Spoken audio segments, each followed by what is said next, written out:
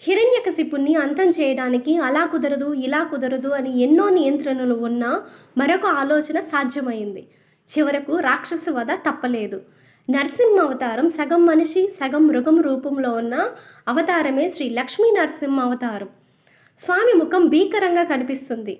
రక్తరంజితమైన వజ్రనఖాలు సంధ్యాకాలపు ఎర్రదనాన్ని సంతరించుకున్నాయి. రేగులను కంఠమాలికలుగా వేసుకున్నాడు.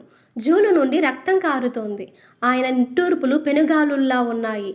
దేవతలు ఆయనపైన పూల వర్షాన్ని కురిపించారు. సకల దేవతలు స్తుతించి ప్రణతులు అర్పించారు. మహాభాగవతుడైన ప్రహ్లాదుడు ఉగ్రమూర్తిగా దర్శనమిచ్చిన నరసింహస్వామికి అంజలి ఘటించి సాష్టాంగ నమస్కారం చేశాడు. శ్రీ నరసింహస్వామికి తన అభయ మంగళ దివ్య హస్తాన్ని ప్రహ్లాదుని తలపై నుంచి ఆశీర్వదించాడు. ప్రహ్లాదుడు పరవశించి పలు విధాలు స్తుతించాడు. ప్రసన్నుడైన నరసింహస్వామి ఏమైనా వరా